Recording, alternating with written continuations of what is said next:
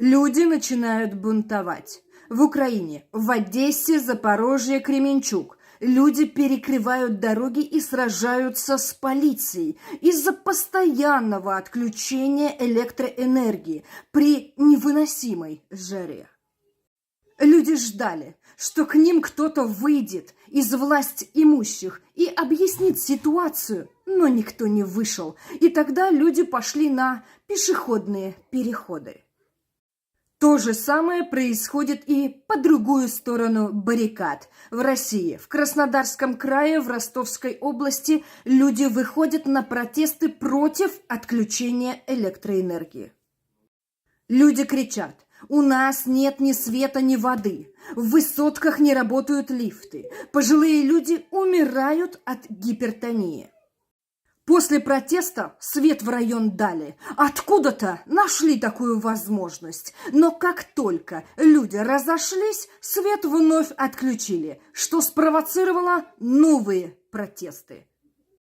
Приехавшие полицаи утверждают, что люди нарушают порядок, и уже начались задержания. Людей запихивают в автозаки за просьбу дать свет.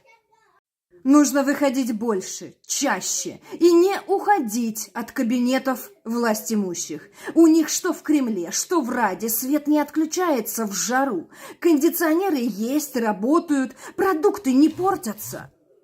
Сидят довольные, повышают себе зарплаты, пока люди страдают и умирают, что в одной стране, что в другой, выполняя планы глобалистов.